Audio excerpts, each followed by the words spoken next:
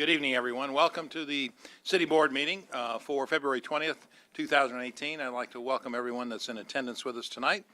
As we go about doing the city's business, the first item on our agenda is to see who's here. So, Madam Clerk, if you would please read the roll. Director Hendricks, Director Richardson, Director Peck, Director Hines, Director Wright, Director Wyrick, Director Compuris, Director Fortson, Director Adcock, Vice Mayor Webb, Mayor Stodler. Here. Let me call on Director B.J. Wyrick for our invocation, please. Oh, she's not here. Okay. Well, then I will do the invocation. Dear Lord, as we go about the city's business this evening, please give us the direction and wisdom to do your will and to do the will that will help benefit the citizens of our wonderful city. We pray for your direction and your guidance as we deliberate the important issues of the day, all doing in the name of love for one another. Thank you so much. Amen. If you would, please stand and join me in the Pledge of Allegiance. I pledge allegiance to the flag of the United States of America and to the republic for which it stands, one nation, under God, indivisible, with liberty and justice for all. Okay, the first item on our agenda is a proposed deferral of Resolution 16 dealing with the franchise. Is there a motion? There's a motion and a second to defer this until March 6th, as noted on our agenda. All in favor indicate by saying aye. Aye. Opposed say nay. The resolution will be deferred. The next item is our consent agenda, items 1 through 8. Madam Clerk, if you would, please, reading.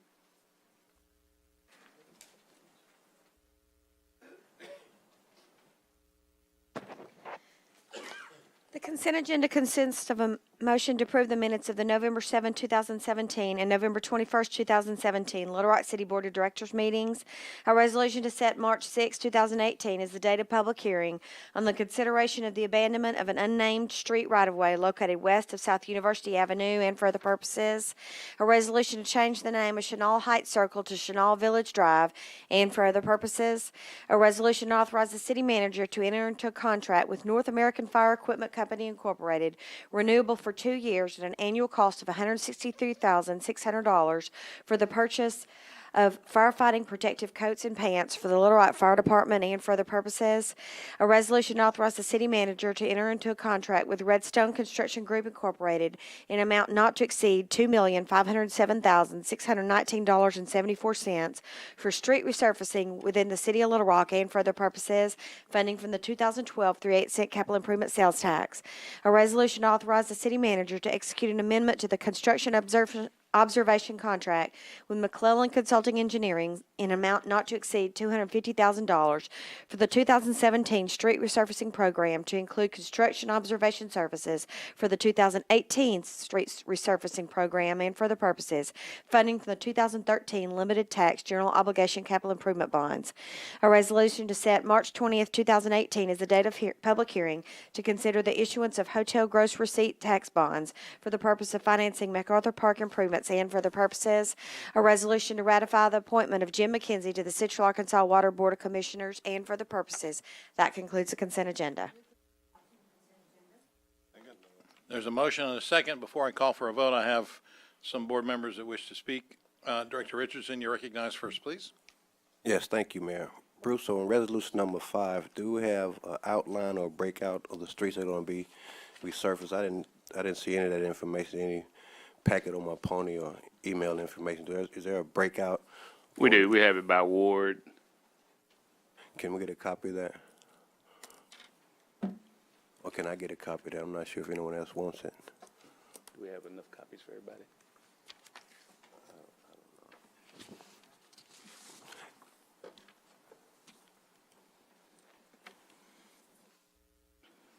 Do you have anything else, Director Richardson? No, that's it, Mayor. Thank you. Director Hendricks, you're recognized, please. I wanted to let Mr. Moore know that was my question also, but thanks for the list that's coming around. Yeah, let me. This doesn't have all of them on there, I don't think.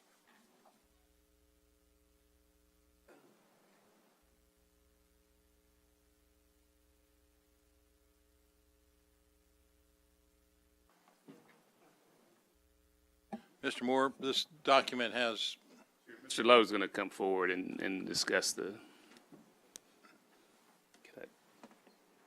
Let me see, stars.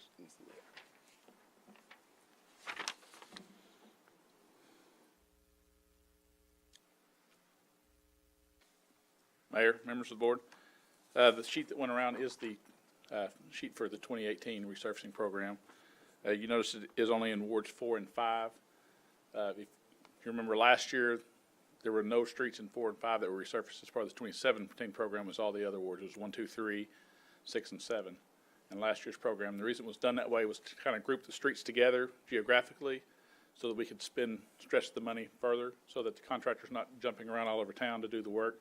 We kind of broke it into 2 different contracts, 2 different sections of town. go ahead, Director Richardson. Yes, Mayor, thank you. So this list is limited to wards 4 and 5. There are no additional streets included in this list, in this particular resolution we're voting on. That's correct. But again, I think in 2017, Ronnie, we did which wards? 1, 2, 3, 6, and 7. 1, 2, 3, 6, and 7, and the length that we're talking about on each one of those. Can you give us a description of the length? How long, how far are we talking about? Looks like we're doing a total of 62,017. We talking about feet? Well, if you'll remember, these streets were all selected as part of the bond and sales tax projects for that 3-year cycle. These were all this is the money that was set aside for resurfacing in each ward. Sure. And so that money for 1, 2, 3, 6, and 7 was expended under the 2017 program. The money for 4 and 5 is to be expended on the 2018 program. Okay, so tomorrow, Bruce or Ronnie, can we get an electronic version of what we've done to date, so we can look at that for comparison's sake? Yes. Thank you. Director Hendricks? Ron, to refresh my memory, would you send me a copy of what you did for Ward 1? Yeah, we'll send what we did in 2017, so everyone has, the streets that were done in 2017. And then remember, ultimately the goal, not the goal, but our charge is at the end of the 3-year, or 3-phase term, each ward will have equal amounts, or not per dollar, but very close. So. Based on the sales tax in 2011 And the bond And issue. the bond and the bond as well. issue? All right, thank you, Mayor, that's all I Ron, have. but send me that list for Ward 1, so Will do. I can compare it with what you're doing elsewhere.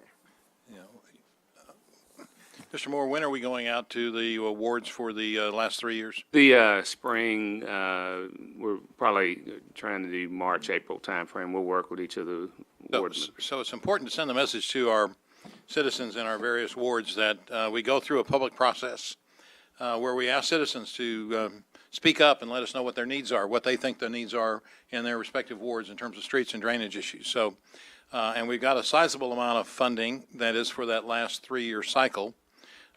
Collectively, it will be over the 10-year period of time, it's $172 million in either sales tax proceeds or bond issue millage proceeds that will be dedicated to the streets and drainage improvements needed in the city of Little Rock. So, and we've done that in as Bruce said, a relatively equal manner in all of the wards.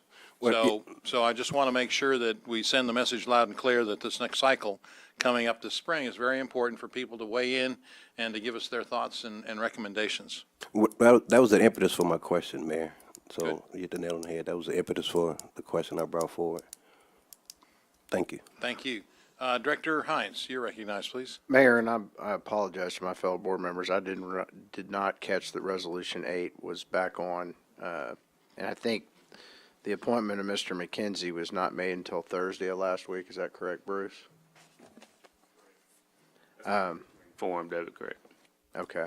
I've got some reservations, but can we hold that vote separate on this resolution, Mayor? All right, let me call, I don't have any other, Director Hendricks, you're recognized, please. I'm concerned that at the agenda meeting, there was a resolution that dealt with the Chamber of Commerce. Will that be coming up later? Which one? The Chamber of Commerce. Yeah, we're not to that piece of the agenda yet. Okay, thank you. Okay, all right. Let me call for a vote on the consent agenda items 1 through 7. All in favor indicate by saying aye. Aye. Opposed, say nay. Those resolutions have passed. And on item 8, all in favor indicate by saying aye. Aye. Opposed, say nay. That resolution is also passed. All right, we can now move on to the grouped items, which are items 9 through 15. First reading, please. I got some, thank you. An ordinance to repeal ordinance number 19,871 of December 4th, 2017, and revoke a planned zoning district titled Lot 5, Evergreen Industrial Park, short form PID, located at the southwest corner of Mableville Pike and Mableville Circle, Little Rock, Arkansas, and an ordinance reclassifying property located at the southwest corner of Mableville Pike and Mableville Circle in the city of Little Rock, Arkansas, amending the official zoning map of the city of Little Rock, Arkansas, and for other purposes. An ordinance to reclassify property located in the city of Little Rock, Arkansas, amending the official zoning map of the city of Little Rock, Arkansas, and for other purposes. An ordinance to reclassify property located in the city of Little Rock, Arkansas, amending the official zoning map of the city of Little Rock, Arkansas, and for other purposes. An ordinance to condemn certain structures in the city of Little Rock, Arkansas as structural fire and health hazards, to provide for summary abatement procedures, to direct city staff to take such action as is necessary to raise and remove said structures, to declare an emergency, and for other purposes. An ordinance to authorize the mayor to enter into a renewal interlocal agreement to recognize and to continue the Rock Region Metropolitan Transit Authority, formerly the Central Arkansas Transit Authority, to amend the membership of the Transit Authority's Board of Directors, and for the purposes. An ordinance to dispense with the requirement of competitive selection process and authorize the city manager to extend a 1-year sole source memorandum of understanding with the Board of Trustees of the University of Arkansas and the Little Rock School District Partner Schools for a project relative to the city's Love Your School initiative, and for other purposes.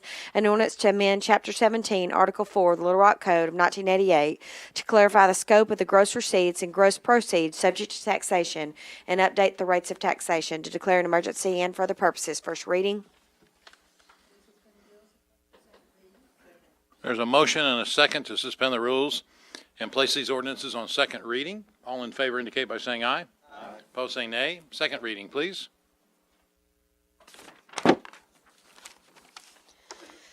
An ordinance to repeal ordinance number 19,871 and revoke a planned zoning district titled Lot 5, Evergreen Industrial Park, short form PID, located at the southwest corner of Mableville Pike and Mableville Circle, Little Rock, Arkansas, and an ordinance reclassifying property located at the southwest corner of Mableville Pike and Mableville Circle in the city of Little Rock, Arkansas, amending the official zoning map of the city of Little Rock, Arkansas. An ordinance to reclassify property located in the city of Little Rock, Arkansas. An ordinance to reclassify property located in the city of Little Rock, Arkansas. An ordinance to condemn certain structures in the city of Little Rock, Arkansas as structural fire and health hazards, to provide for summary abatement procedures, to direct city staff to take such action as is necessary to raise and remove said structures, to declare an emergency. An ordinance to authorize the mayor to enter into a renewal interlocal agreement to recognize and to continue the Rock Region Metropolitan Transit Authority, to amend the membership of the Transit Authority's Board of Directors. An ordinance to dispense with the requirement of competitive selection process and authorize the city manager to extend a 1-year sole source memorandum of understanding with the Board of Trustees of the University of Arkansas and the Little Rock School District Partner Schools for a project relative to the city's Love Your School initiative. An ordinance to amend Chapter 17, Article 4 of the Little Rock Code to clarify the scope of gross receipts and gross proceeds subject to taxation and update the rates of taxation, to declare an emergency. Second reading. There's a motion and a second to suspend the rules and place these ordinances on third and final reading. All in favor indicate by saying aye. Aye. Opposed, say nay. Third and final reading, please. An ordinance to repeal ordinance number 19,871 and revoke a planned zoning district titled Lot 5, Evergreen Industrial Park, short form PID, located at the southwest corner of Mableville Pike and Mableville Circle, Little Rock, Arkansas, and an ordinance reclassifying property located at the southwest corner of Mableville Pike and Mableville Circle in the city of Little Rock, Arkansas. An ordinance to reclassify property located in the city of Little Rock, Arkansas. An ordinance to reclassify property located in the city of Little Rock, Arkansas. An ordinance to condemn certain structures in the city of Little Rock, Arkansas as structural fire and health hazards, to provide for summary abatement procedures, to direct city staff to take such action as is necessary to raise and remove said structures, to declare an emergency. An ordinance to authorize the mayor to enter into a renewal interlocal agreement and to recognize and continue the Rock Region Metropolitan Transit Authority, to amend the membership of the Transit Authority's Board of Directors. An ordinance to dispense with the requirement of competitive selection process and authorize the city manager to extend a 1-year sole source memorandum of memorandum of understanding with the Board of Trustees of the University of Arkansas and the Little Rock School District Partner Schools for a project relative to the city's Love Your School initiative. An ordinance to amend Chapter 17, Article 4, Little Rock Code to clarify the scope of the gross receipts and gross proceeds subject to taxation and to update the rates of taxation to declare an emergency. Third and final reading. Director Hendricks, you're recognized. My comment has to do with the properties that will be demolished, and I want to thank Victor for getting the information for me for the house at 2600 Chester. But I hope the audience got a chance to see how long and how devastating properties are in Ward 1. You will not find this in any other part of the city, and I'm still hoping that, Mr. Moore, we can work on this. This is ridiculous. And the 2600, which is 1 block from my house, I've been looking at it for 11 years plus. Thank you. Okay, we've had the 3 readings of the ordinances. All in favor of the passage of the ordinances indicate by saying aye. Aye. Opposed, say nay. The ordinances have passed. And on the emergency clause on ordinance number 12, all in favor of the emergency clause indicate by saying aye. Aye. Opposed, say nay. The emergency clause has passed on item 12. And on the ordinance number 15, on the emergency clause, all in favor indicate by saying aye. Aye. Opposed, say nay. The emergency clause is also passed. Director Hendricks, did you have another comment?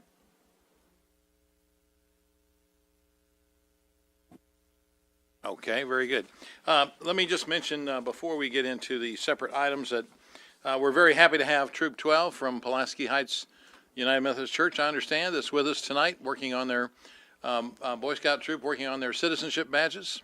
Is that right? Yes, sir. Barry Bray is the Scoutmaster. Mr. Bray?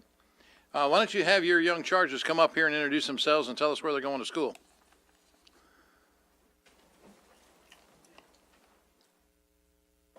Mayor, while they're coming up, if I could, Mr. Bray is not only an Eagle Scout himself, but he also has been awarded the Gold Honor Medal with Cross Palms by the National Board of Advancement for the Scouts. This is an award given to somebody for the risk of life or the saving of life at grave risk to themselves. And he shares that distinction with Arthur Eldred, who was the first Eagle Scout. And so there's very, very few of those in our history. Very good. If you'll come to the microphone and just tell us who you are and where you go to school and tell us how you like your scouting. So my name is Hayes Laidlaw, and I go to Episcopal Collegiate School, and I enjoy scouting because it's great for building my future. Very well. I'm Ira Dashevsky, and I go to school at Central High School, and I guess I enjoy scouting because it'll really help me build my future and really get me intimate with the outdoors. I'm James Krosky. I go to Episcopal, and I enjoy scouting because it's fun to do and I learn a lot.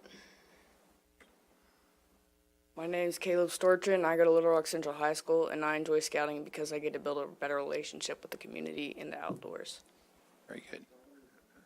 This is our senior scout leader. He is the highest ranking scout in our troop, so he's the If you'd come to the microphone. He's the highest ranking scout in our troop, so he leads the boys in our absence, so it's up to him. He's got a lot of weight on him. A true leader. You're going to be up here someday or maybe higher.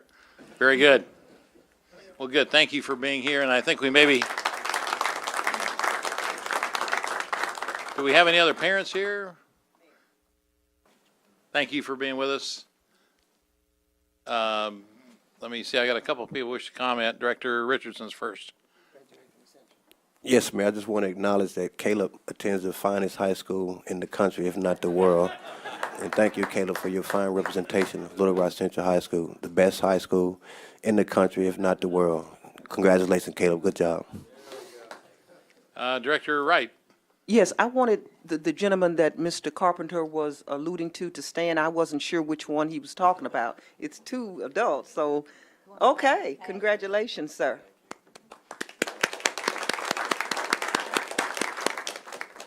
Well, thanks for your contributions to not only the Scoutmasters, but to the parents for getting your kids involved in scouting. It builds great character, and certainly that's a very important thing in this day and time. So thank you very much, and we hope that you are getting those citizenship badges and moving your way toward Eagle Scout. Thank you, Mayor. You bet. Okay, we can now move on to the separate items. Let me ask for the first reading and the first and only reading of resolution number 16. 16's been deferred. Excuse me, that's the one that's been deferred. Sorry.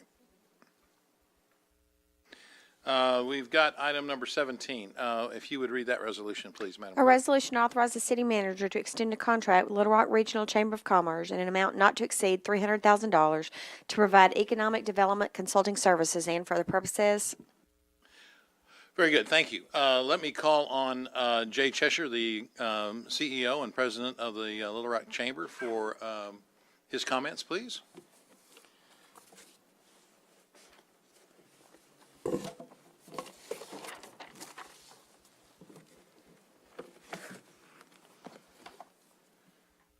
If you'll bear with me a second, Mayor, I'm trying to do this mostly one-armed.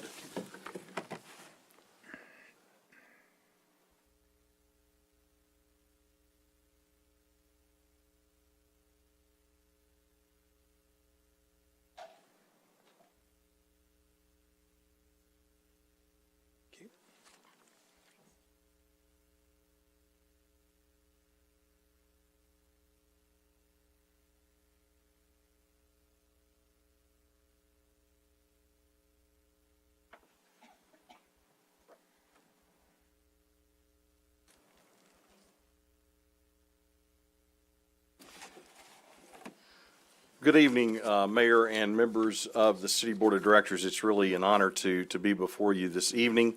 I have the opportunity to actually come in front of you 2 times tonight. Tonight, obviously, to talk about our contract extension, and also a little bit later on your agenda to talk about a wonderful expansion that we have with 3M. So, want to first begin with some information in regard to the contract for services.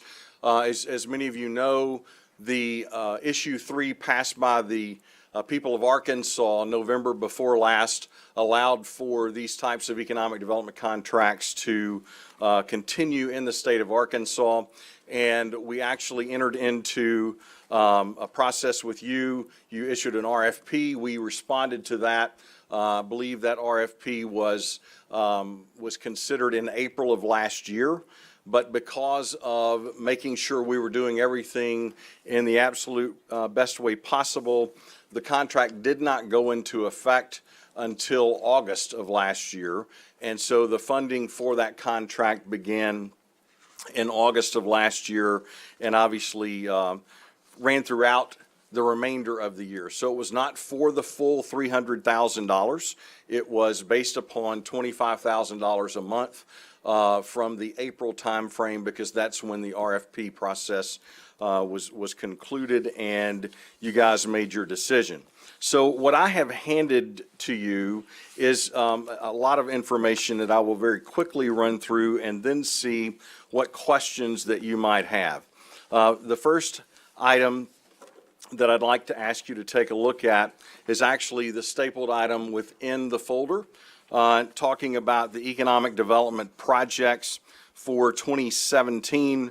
You'll see some of those highlighted projects: Bank of the Ozarks, Bond.ai officially relocating its headquarters, Caterpillar expanding with a new product line, Lawrence Screw Products, Wellspun actually expanding, and then also Ring Container expanding. Just to give you a few highlights of the project activity, you can see on the right-hand side the number of business retention and expansion visits, the prospect inquiries that we received from the marketing that we did on behalf of the city, the prospect visits that we actually hosted here in Little Rock last year, and then the number of projects completed. But if you'll turn the page, I want to very quickly run through the remainder of this, because it's not just the project activity that I want to focus on tonight, and the over 1,100 new jobs that we were able to announce last year, representing over $47 million in new annual payroll. If you turn the page, you look at some of the success stories. First and foremost, the Love Little Rock campaign, where we with the Amazon project, we're able to take an opportunity to market Little Rock to the world. Obviously, for the previous 3 years, we've not been able to do much marketing because of our economic development contract situation. With the contract back in place, with that project, we were able to launch a new marketing and branding campaign showing the nation and the world positive information about Little Rock. And that's some examples of the success of that. In fact, if you look, the total publicity value of that marketing campaign, over $2.2 million. The most valuable mention was in Fortune magazine, worth over $591,000, 43.9 million views of the Washington Post online article, Inc., Fortune, Forbes, the Wall Street Journal, ABC News, and many others lauded that campaign as an amazing campaign in terms of telling the world, while we may not have exactly what Amazon itself was looking for, what we did have for the remainder of companies that might fit what Little Rock had to offer. And to add, I guess, a little exclamation point to that, we are currently working projects from that marketing campaign. We're currently discussing with companies the opportunities that we have here in Little Rock for not only new locations, but also new technology activities here. And that actually leads to the second item there, the Little Rock Tech Park and the work that we've done with the Tech Park, with the Venture Center, with the FIS FinTech Accelerator. Amazing success story. There are now 38 tenants at the Tech Park. So our collective investment from the perspective of the citizens of Little Rock in creating this tech park has actually already begun paying dividends and will continue to do so as we begin to look at now the second phase of the tech park development, because at this point in time we're rapidly running out of room in the first phase. You've discussed with Port Director Brian Day, the port's expansion. If you go back to the 2011 sales tax campaign, one of the primary issues for economic development was the tech park, but a second primary issue was the expansion of the Little Rock port, because we were out of room to place actual prospects that were looking for shovel-ready type sites. Pleased to tell you, and Brian Day obviously, and the Port Authority Board doing a fantastic job in not only accumulating additional property out there, but we're now currently working with our congressional delegation, with the FAA, with the airport, and others on taking a VOR cone that's actually in the way of expanding the Little Rock port and trying to relocate that so that we can greatly expand the port going forward. Something new that actually began last year that I wanted to point out was the Southwest Little Rock Business Partnership for Improvement. As we have seen growth begin to happen all around our city, there were a number of companies in the southwest portion of Little Rock that wanted help in focusing on what they had to offer and the ability to market their opportunities to other companies as well. So that's now up and running. If you turn to the next page, we focus on workforce development, because the reality of this is we can have the greatest sites, we can have the greatest incentives, we can have the greatest quality of life, but if we don't have the talent in which companies need to perform and to actually be profitable, then obviously we're not going to be successful. And so this page gives you just some examples of our work with the Little Rock School District in creating careers for advanced professional studies through their new Excel program. Our second year of work with the North Little Rock School District in the Center of Excellence, something that just kicked off because of your support, the Little Rock effort in joining the Network for Southern Economic Mobility, where we're focusing on low-income kids and especially people in poverty, and being able to help them move up the economic ladder so that they can also enjoy the benefits of a good economy. as opposed to continuously being stuck in a cycle that they can't get out of from the perspective of the needs for skills-based training, the needs for opportunity. And so that's something that we have, we actually kicked off late last fall, and we're currently working as well. If you turn the page, you'll see then some of our interests and activities in the small business and diversity segment.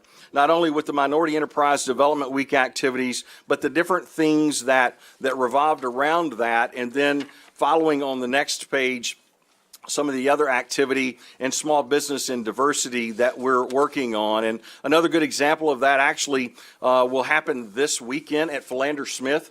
We're working with Remix Ideas on a pitch program that's actually focused in the minority community, so that we begin to help those folks within that community that may not yet be connected to opportunities in the tech park to do so, and to do that in conjunction with Philander Smith and Benito and the Remix group that's doing a fantastic job. So that's another example of our small business and diversity activity. You look on the following page and it talks about some small business success series information. And then the following page, which is the last page of that handout, the entrepreneurship and innovation activity. Again, amazing activity coming out of the tech park. We've presented to you the Venture Center numbers, which are inclusive not only of the FinTech Accelerator activity, but the other accelerator and pre-accelerator activities that are going on over there. Real companies being created, real jobs, real revenue, and real capital being raised. And that's why the city agreed to be a partner in the creation of the tech park, and also why the citizens obviously voted to help fund the creation of that. So that's kind of an overview from that perspective of just the blanket of what happened last year and some things that are going on now. I could talk about some of the marketing efforts. You also have in that packet another copy that obviously we're sending to you individually, but I wanted you to have another copy of the fourth quarter activity report.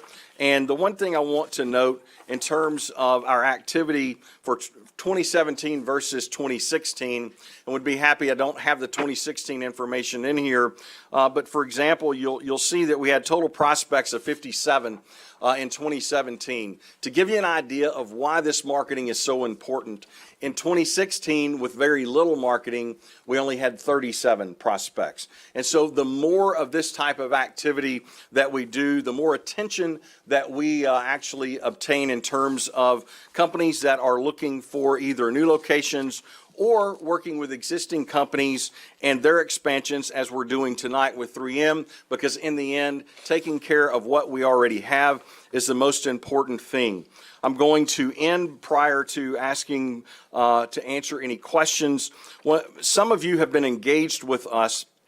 When we were able to put the contract back in place, we immediately went forward to begin looking at a new strategy for the next 3 years in positioning Little Rock in the overall sphere of economic development across the country and across the world.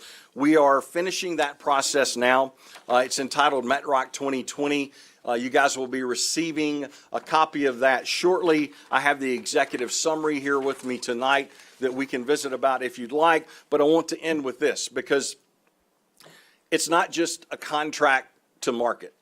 It's an opportunity to have the talent working with our local school districts, working with the Pulaski County Technical College through the U of A, now working obviously with UA Little Rock, with Philander Smith, with Arkansas Baptist, and finding every opportunity that we have to create better talent for the city of Little Rock and for Central Arkansas. Because if we don't have that, if we don't have the talent, then we're not going to be successful. Number two, I talked about the growth of the Little Rock Port.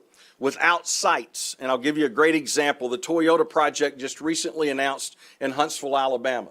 We were in the midst of that project with a site, unfortunately, that wasn't in Pulaski County because we didn't have the specific land area that they needed.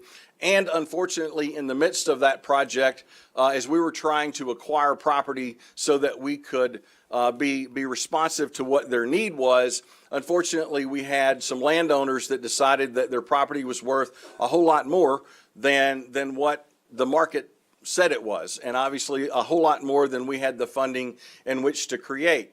I tell you that story because we lost that project.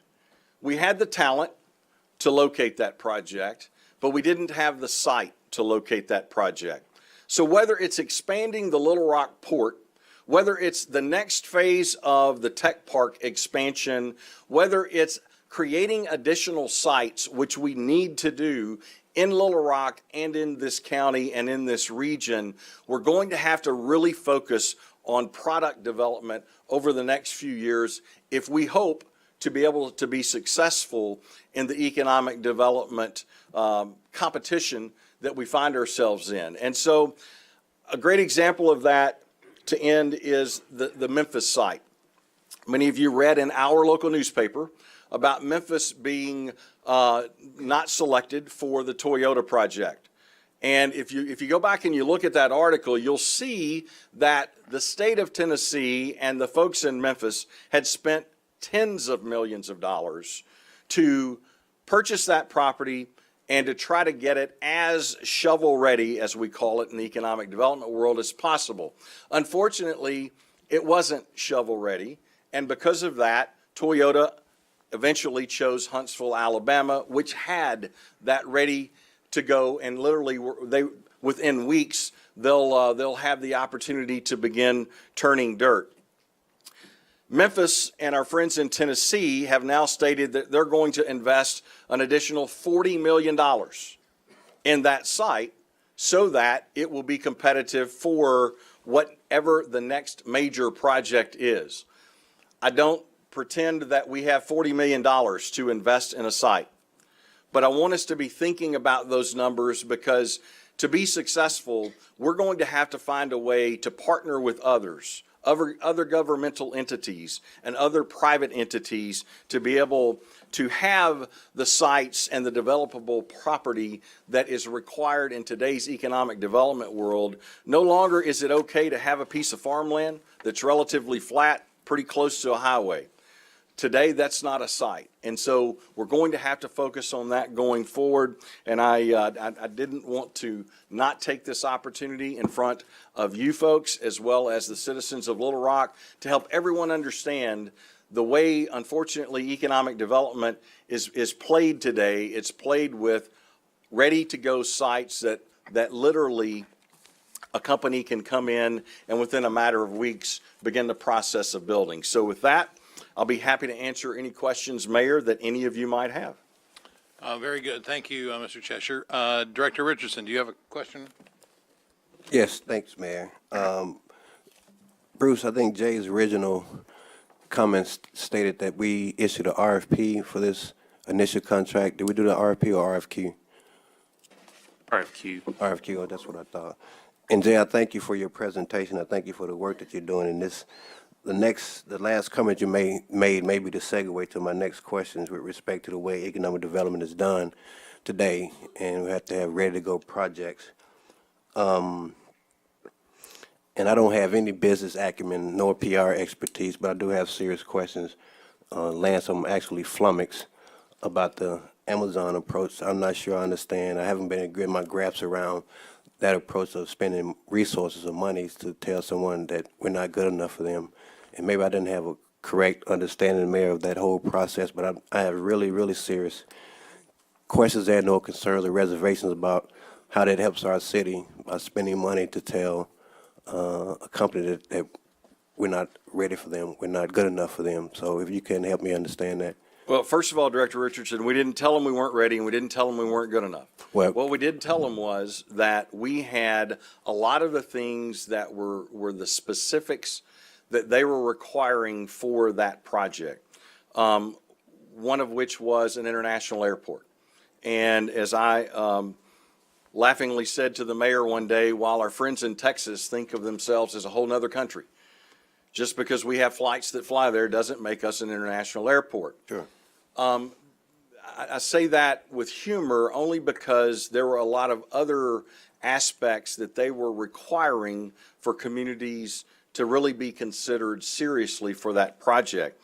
And so as we and the mayor and others were engaged in this, As we were going through that whole process and looking at what their requirements were, it became obvious to us that we didn't quite fit exactly what it was that they were looking for, but we did fit with all of those different items. We just didn't have it necessarily to the level they were looking for. And so in the midst of that, we thought, well, if we don't fit, we could send a proposal to them that wasn't responsive because it didn't meet their minimum criteria, or we could take that opportunity from a marketing perspective and effectively tell them, we want you, we'd love to have you here, we may not fit exactly what you're looking for with this project, but we believe we will fit for other projects going forward. And in that process,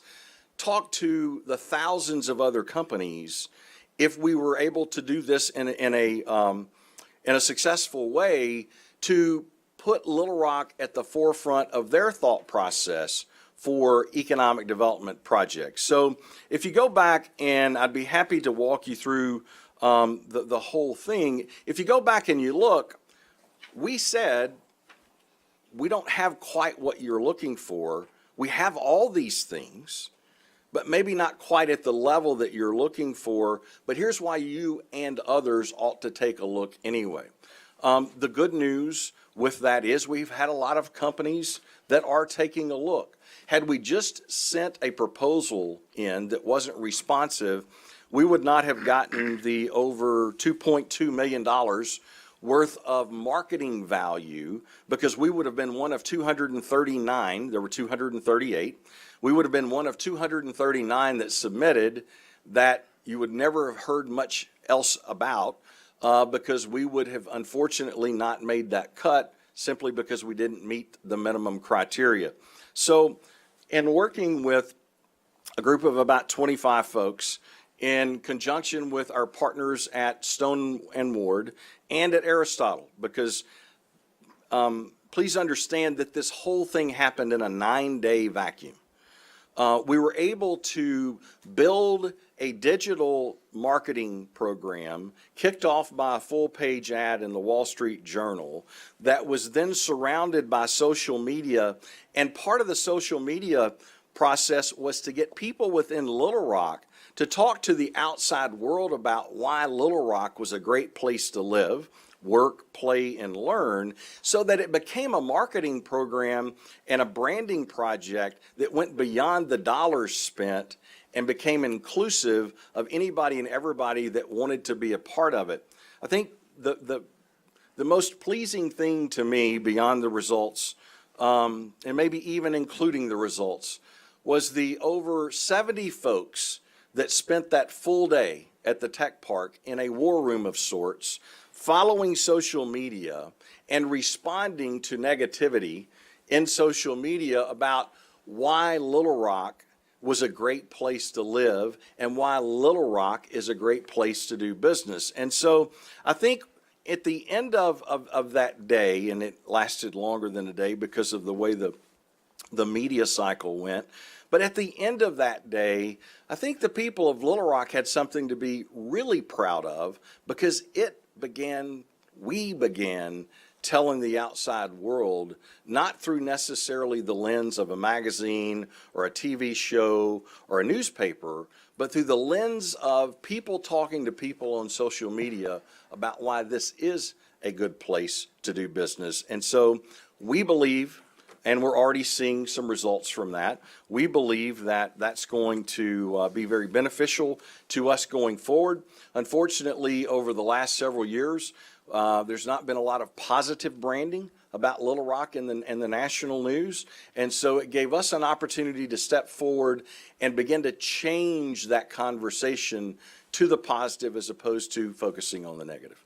Thank you, Jay. Were we even in consideration? I guess that may help me with some clarity. The answer is, again, because of the minimum criteria, we did not meet their minimum criteria and would not have been within consideration. Gotcha. However, a couple of other additional points to be made.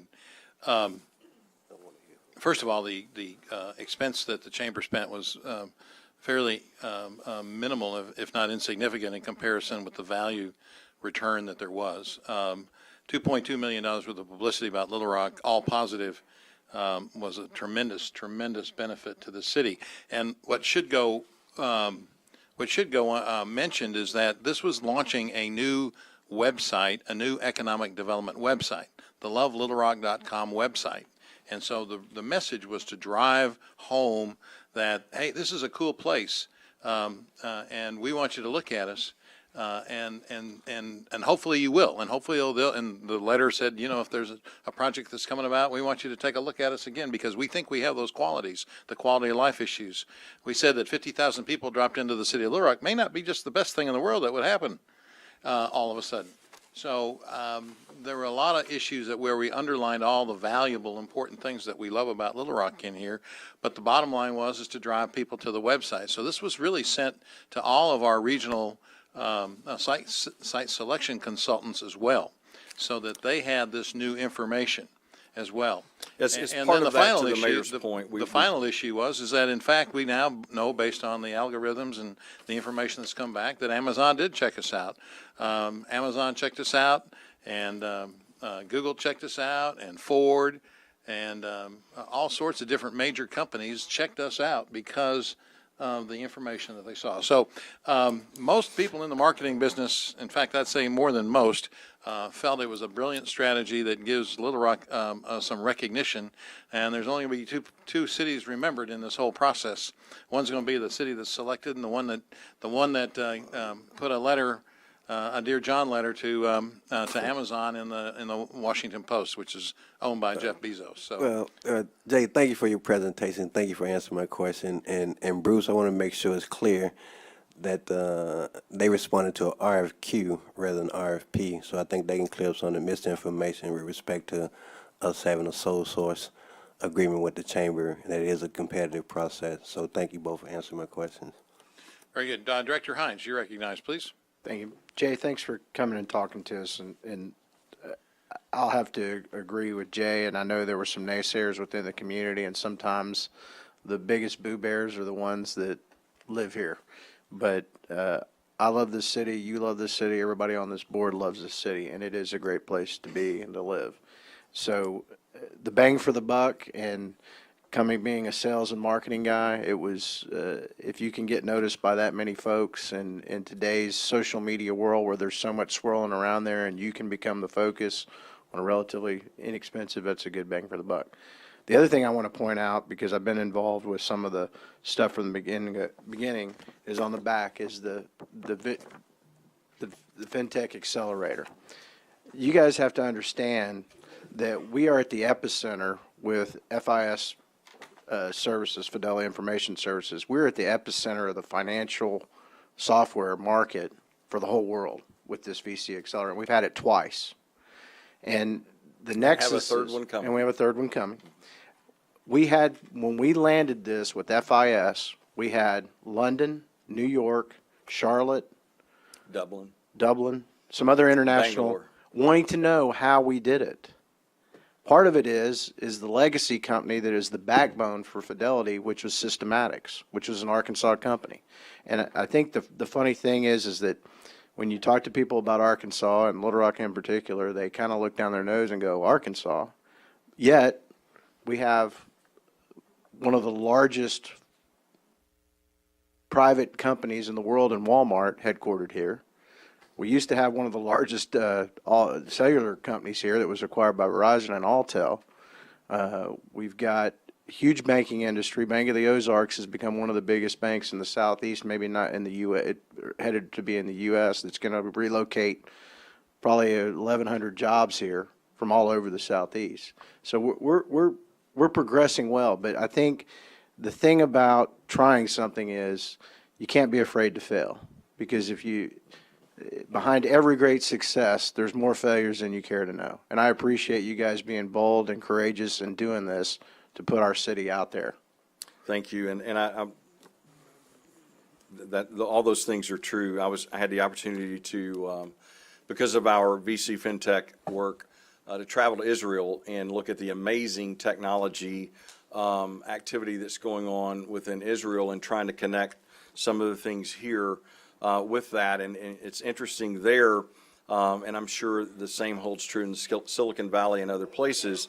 Those entrepreneurs share a badge of honor if they've had a failure, because they recognize that it was that failure that got them to whatever that next success is going to be. And so the VC FinTech program has been way beyond our expectations successful. But I think the key to that is, because this goes back to the next phase of the tech park, the key to that is, if you look at the technology platform that all of these companies are working on with FIS and taking and creating better products or better opportunities and services for clients, or better transactional speed and safety and security, all of those things also are applicable in other industries. And we're now having conversations with other industries to take that applicability and be able to do the same thing with them, so that we're not only the epicenter for FinTech, hopefully, for the world, but in the future we'll be the epicenter for some other things utilizing a similar technology. Thank you, Jay. Director Hendricks, you're recognized, please. Thank you, Mayor. I wanted to ask Tom, or maybe you could help me, if it's apropos to talk about the suit that was filed against the chamber. If that's not appropriate, then I'll go to something else. You mean the one that dealt with these contracts? With Jim Lynch and that bunch, Yes, ma'am. There's nothing wrong with asking about it. I can ask. It's over. I would like to know what's your stance with that, or do I ask the mayor? It's been finalized. It's over. It's over? Yes, Okay, ma'am. because some things happen, a lot of things happen up here that we all don't know what's Right. going on. It is over. These types of contracts are in place and have been in place for decades, not only across Arkansas, but across America. And that now issue has been put to rest, and it's over. That's good. And the last thing that I wanted to share with you is that I got here early and was reading the agenda, and it was under resolution, the chamber. And I did tell one of the residents that it was not on the agenda, but it is on the agenda. Thank you. Director Richardson, you're recognized again. Yes, thanks, Mayor. Lance, I think I prefaced my comments by saying I don't have the business acumen nor the PR experience for those who are involved in this, and I think Jay's response with a little bit more specificity to my question provided me a little bit more clarity with respect to why it was done the way it was done. So I think I did preface my comments by saying that, and I thank you for your answer and the specificity you provided, Jay. Thank you. Director Wright, you're recognized, please. Thank you, Mayor.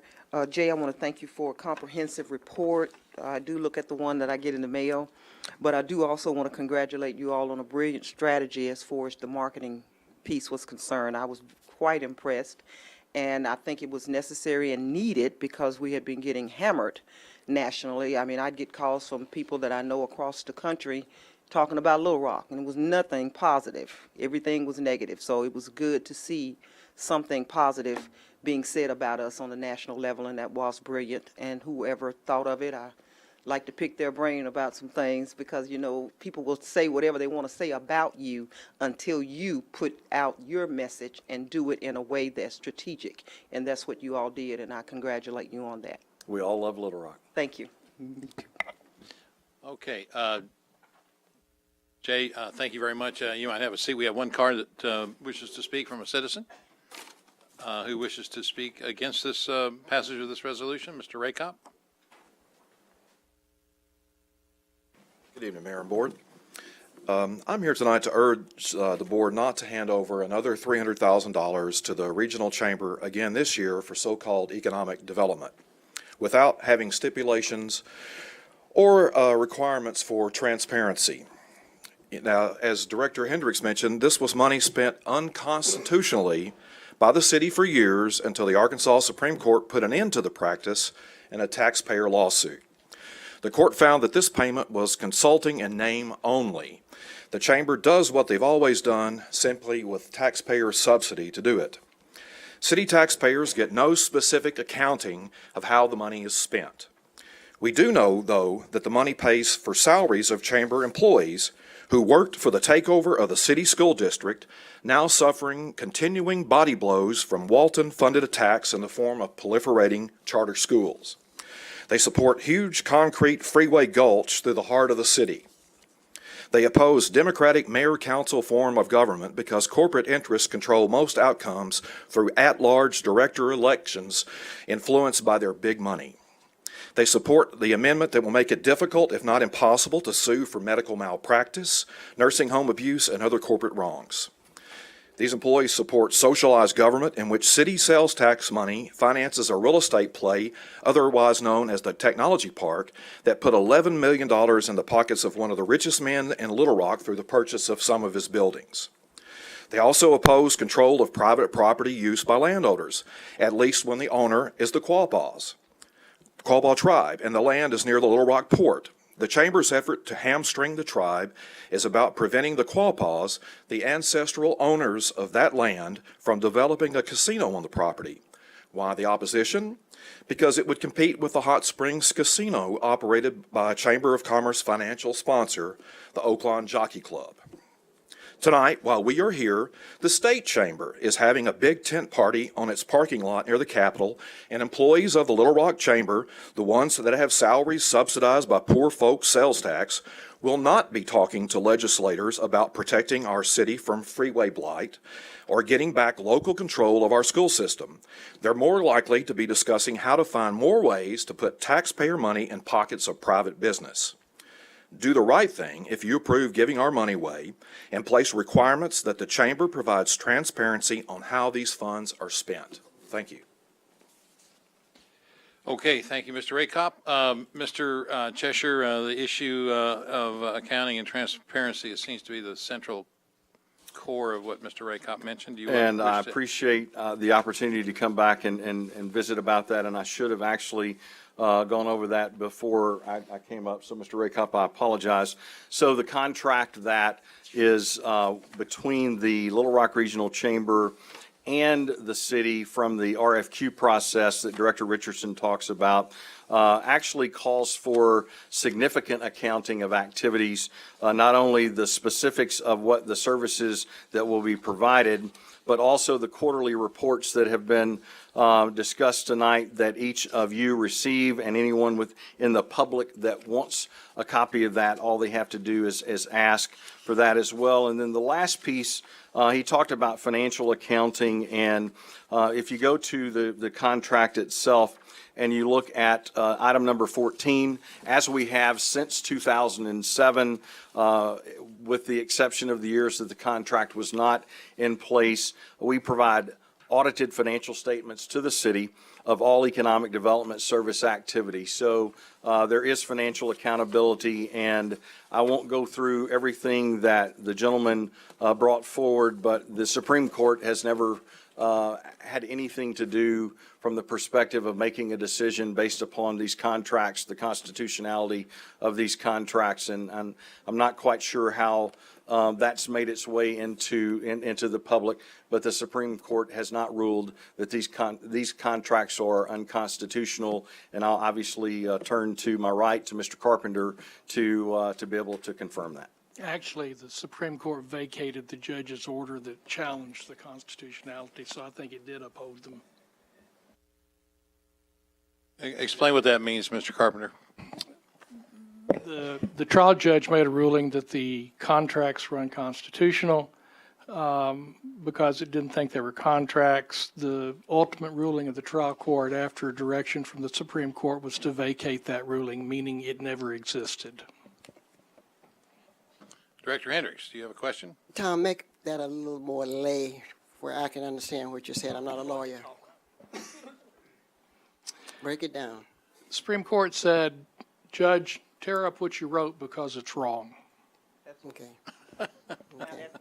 See, that's my constituents have to know what you're saying too. Okay, is there a motion to approve Resolution 17? There's a motion and a second. All in favor indicate by saying aye. Opposed, say nay. I didn't hear that. Who's present? Okay. 2, 3. 4, 5, 6. Roll call request.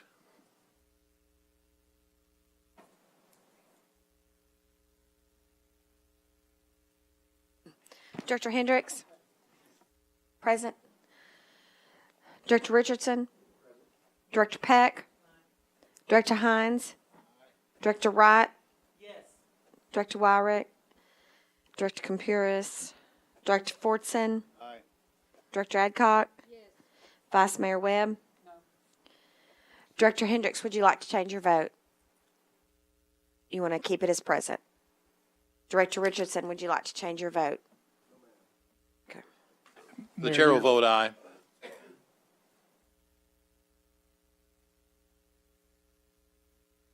Six, 4, 1 against, 2 absent, and 2 present. So the resolution is passed. Thank you very much, everyone, and we'll now move on to item 18. Madam Clerk, if you would, please read the ordinance, first reading.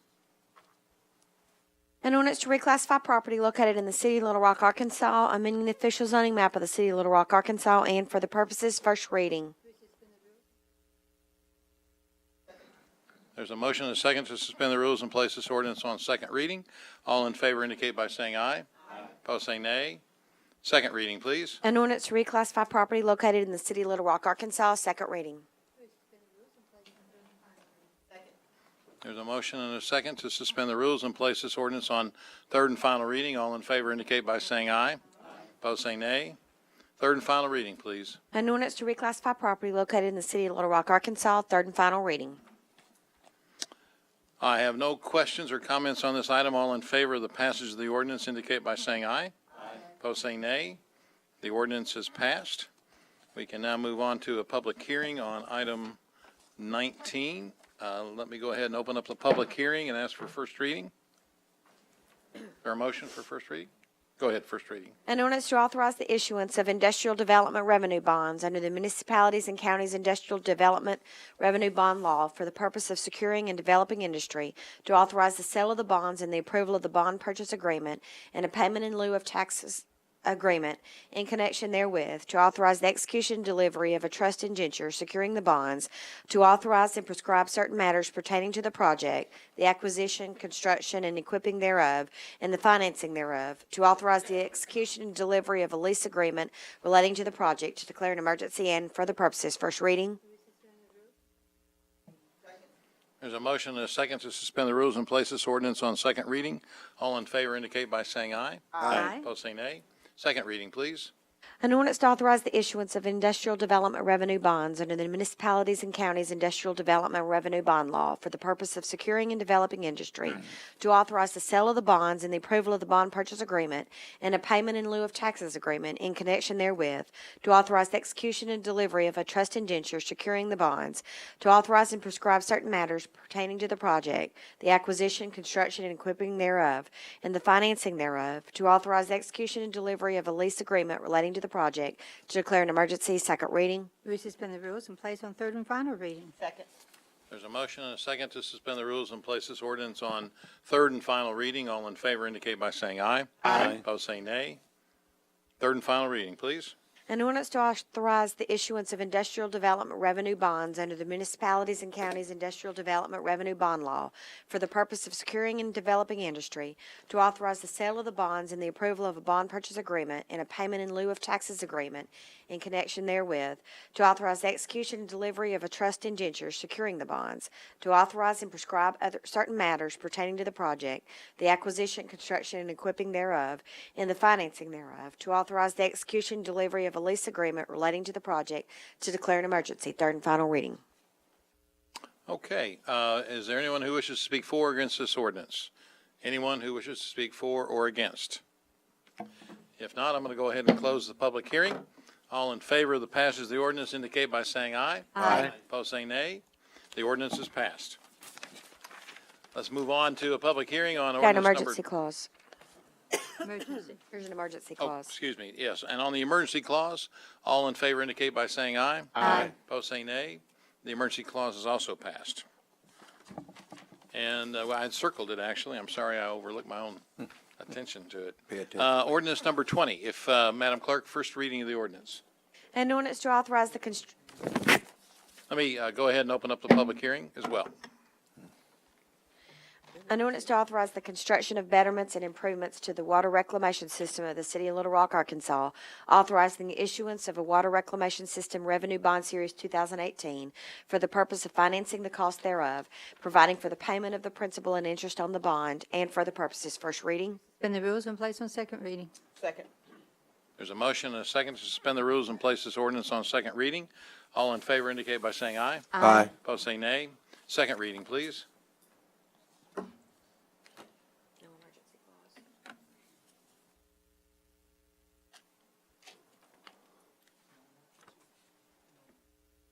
No emergency? No emergency. We can't hear you, Tom. We were trying to clarify whether this one had an emergency clause also. Thank you. An ordinance to authorize the construction of betterments and improvements to the water reclamation system of the city of Little Rock, Arkansas, authorizing the issuance of a water reclamation system revenue bond series 2018 for the purpose of financing the cost thereof, providing for the payment of the principal and interest on the bond. Second reading. We suspend the rules and place on third and final reading. Second. There's a motion and a second to place this ordinance on third and final reading. All in favor indicate by saying aye. Aye. Opposed, say nay. Third and final reading, please. An ordinance to authorize the construction and betterments and improvements of the water reclamation system of the city of Little Rock, Arkansas, authorizing the issuance of a water reclamation system revenue bond series 2018 for the purpose of financing the cost thereof, providing for the payment of the principal and interest of the bond. Third and final reading. Okay, is there anyone who wishes to speak for or against this ordinance? Seeing none, I'm going to go ahead and close the public hearing and ask for a vote on ordinance number 20. All in favor indicate by saying aye. Aye. Opposed, say nay. The ordinance is passed. We now have citizen communication. Mayor, resolution number 8. We voted on it. We passed. Mayor. I think we've covered, You did. we've covered everything. Okay, a point of personal privilege to Director Adcock. Director Adcock? Thank you, Mayor. And Board, Friday afternoon, about 3 o'clock, I was driving through one of the neighborhoods. And Scott, if you can start showing the pictures, please. Y'all have heard several city directors up here talk about people throwing trash out. I can remind you that Friday afternoon, it was rainy. It was, all weekend was supposed to be rainy. Today, tonight, it's supposed to be rainy. And this had been thrown out. In fact, in some of these pictures, you can see a man standing on the other side of this fence, throwing the items over the fence, emptying boxes of paper, and you can imagine after rain and wind what this would look like. I talked to Public Works, I talked to Housing about this, asked a code officer to come out. They saw what it looked like. They reported, they talked to the woman, and she said that she had been in contact with Public Works, and they told her that she could just throw it out on the side of the street, which was what she was doing. They did send a truck, boom truck, over to pick this up because of it being on a weekend. There's 2 churches in this neighborhood, and that people travel from all over the city to attend. And with this setting out, lots of this is old rolled-up carpet. There's furniture in here. There's construction items in here. But this is what so many of the neighborhoods look at, and particularly on a weekend. We have, Director Hendricks has asked Mr. Carpenter for an ordinance under usual city policy. The way I understand this, they would have to give a notice on this, and the people would have 7 days to clean it up. And you can imagine after 7 days of wind and rain, what it's going to look like. And then they would have to give a ticket, and then it would have to go to court. So some neighborhoods look at this stuff for weeks and weeks. So they did come, and they did pick this up. And Scott, can you show the pictures of them picking it up? This is 2.4 tons of stuff that was picked up. Mayor, do your lights.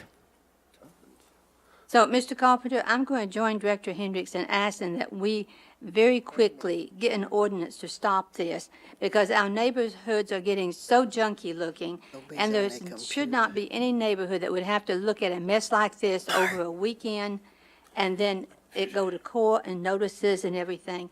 I don't think other cities would have this kind of a mess on their streets, and we shouldn't have Little Rock having this kind of a mess. Mayor. Do you like me? All right, if you would, I had Director Hines hit it first. Go ahead, Director Hines.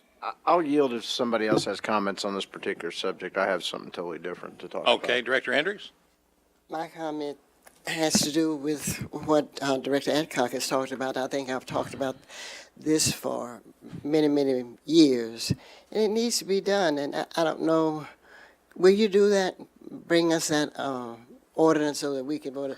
But I still say that we should not pick this up. These people should be fined. They have information in that trash where you could really get who actually put that stuff on the curb. It's terrible.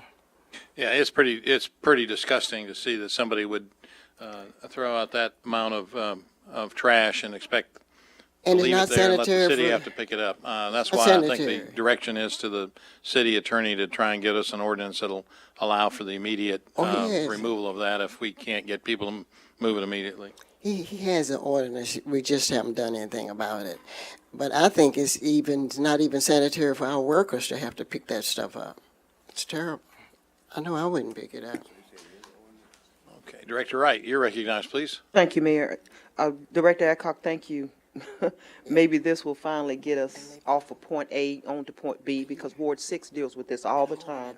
I have a lot of single-family rent houses, and these are two-bedroom cottages, and people move in and out of them. It's like a revolving door. So we look at this stuff all the time, and I send the city manager pictures. They come out and pick it up, but it is not fair to the taxpayers. Most of these people, if they're renting these houses, they should have a business license. We should know who they are and how Well, to we contact do them. know who they are. Well, then we need to find them, and we need to put a lien on that property, because this is ridiculous. Put it in ordinance. It's the problem, Director Wright. To get the lien on the property by the statute, you've got to give the notice and the time to pick it up. Now, we can cite them for illegal dumping on one like she had, and seek a fine for that, but that's not going to get it moved. And if we move it, then we're not going to get reimbursed. That's where we've been having the problems for all So this time. now that we pick this up, the cost of that a bill cannot be sent to that business owner who is renting We that don't have any house? justification for that. Because we had to pick it up. No, because we did pick it up and didn't ask them to do it. Now, this is the first time incidentally I've ever heard the Public Works told them they could do that, but I believe have they to say did. that if Public Works has said that, I don't believe they I would did. be stunned. I don't believe that. People will say anything. I had people move into a house that the city owns and said they bought it at auction. Okay, I would, can I have my mic on, please? you're on. No, you're not. Hit your button. There you go. I will tell you that this was a church in Ward 1 that was doing this, and they were still out there with code officers standing there. They were still out there throwing it over the fence and emptying boxes over the fence. Mr. Moore? And I don't want, I don't know what Tom has up his sleeve, but and this is something we've dealt with for years up here. And That's right. if we pick it up, if the desire is that goes out on a Friday morning and we pick it up because we don't want it over the weekend, we will not put a lien, we cannot put a lien on that property. So that if we want them to be able, the city wants to be able to charge them and put a lien on it, we're going to have to give them a notice. If you remember, we even tried a few years ago to say, we're going to do one broad notice at the beginning of the year to say, if you're in violation of any housing codes, you're put on notice. That way we could go straight to citation. The legislature came back the next session and took that away from us. So that's the challenge we have. If we're going to file a lien, if we're going to charge them to pick it up, we're going to have to give them a 7-day notice, and then we're going to have to go back and give them a citation. And and I don't know, Tom, what else you've been thinking about dealing with these. You can't change it. I have a question for Tom on this. Tom, is there not, I know in certain cases, the law allows for, I don't know if you call it extenuating circumstances, but the ability, if it's a health or public hazard, that allows for us immediate, is there not anything within the law that if it's an illegal dumping, or could we write an ordinance that if we determine it's illegal dumping, that we can, on a criminal, I mean, could it not be a criminal offense? Well, I think I meant to say, if I didn't say that the first time, yes, we can cite them for illegal dumping. The trick has been being able to get something besides a fine on there. I didn't know it's church until tonight. I don't understand why church doesn't have to have commercial waste disposal anyway, and My church has it.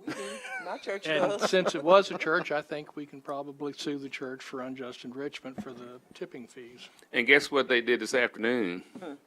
Dumped a whole lot more stuff out there Then today. I think we need to take some But action. see, that doesn't make sense. That's ridiculous. But that's the expectation. We picked it up Friday afternoon. They dumped it back, they put it right back out there today. But if we charge them the tipping fee, that'll send a message. Mr. Moore, who is this telling you all that you're not doing it? Is that the court? Or is that just you all saying that you can't do it? Come Do on. what? That you can't do something within 7 days or whatever, Mr. Moore just Get the mentioned, or lien whatever for you're the talking, you all nuisance. You're talking supposed trash. to give notice and an opportunity for the owner to clean it up. But this is a commercial structure, so, which I'm finding out now. Not send them a letter? Oh, we're going to do that. Okay. I'm just- And calculate the cost of what the tipping fee would be had they had to pay it, and let them know this is what you owe. That's the restitution I was speaking of. Okay, thank you. At least We- we we'll get have something that- out of it. You gonna prepare that? Okay, thank you. It's all for, and I have another comment, Mayor. I hope that the photos that we did see tonight, that it won't take a year to get them demolished, or 6 months. And I'm back again. I want to thank Victor again for doing the information at the 2600 Chester. But what he gave me was not enough. I want him to take some action against these people, just to tell me who owns it. That's not helping me. I know I live down the streets from whoever owns it. They live across the streets from this house that I'm talking about. And these little, when you look at what is happening in Ward 1, and I know I'm being redundant, you don't go in 3, 4, 5 and see this kind of mess. And I'm tired of it. I really am. So it seems like I need to go to court as a board member against this board. Thank you. Okay, that concludes our, Director Hendricks, did you have more, or did you just, oh, It's all. okay, Director Hines, please. Bruce, 2 items. Do we have the meeting date set for March for the Capitol? Have we got that teed up yet? I'm getting some emails from folks that. It's gonna be March, April. We're gonna work with you all to set that up. Okay, all right. I'm just gonna let them know.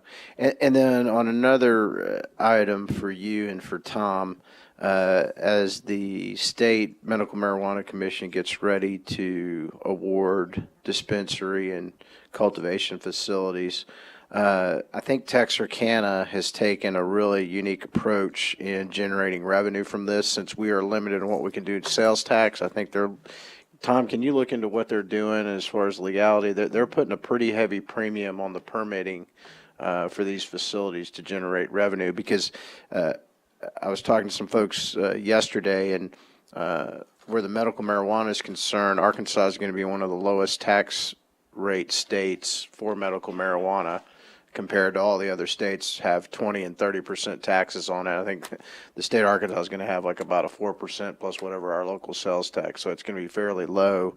And I know we are as a municipality limited on what we can do as far as the benefit to the possible effects of these folks located in our community. Thank you.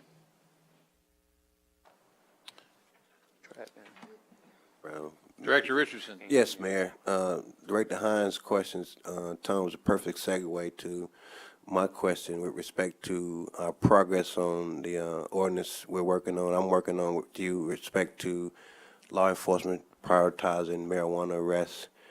Can you give me an update tomorrow on where we are on that? I know we've had a couple of drafts, and I think there's some misinformation or missing information that we need to move forward. So I want to have that done probably by the first meeting in March. So if you can give me an update tomorrow, and I appreciate it. Director Fortson. I move we adjourn. There's a motion and a I'd like to second show you all the adjourn. pictures of what's back out there right now. That's what's out there this afternoon.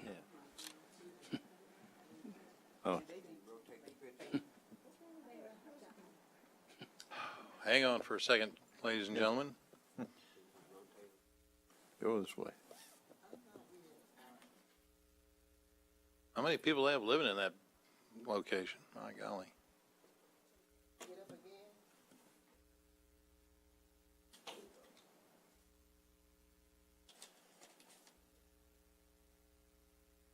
Is that the same location?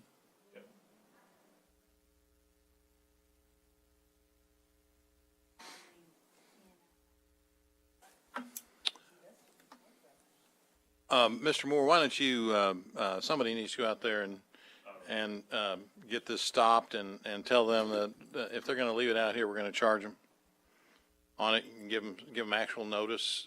And I think the actual notice will probably suffice. Okay, Director Adcock, I do have a motion pending. I do think it's illegal dumping. They was told by both the housing people the other day out there and also by Public Works that this was not allowed. Okay. There's a motion and a second to adjourn, and then I heard everybody start talking. And they weren't saying yes or no. All in favor indicate by saying aye. Opposed, say nay. We're in adjournment. Thank you.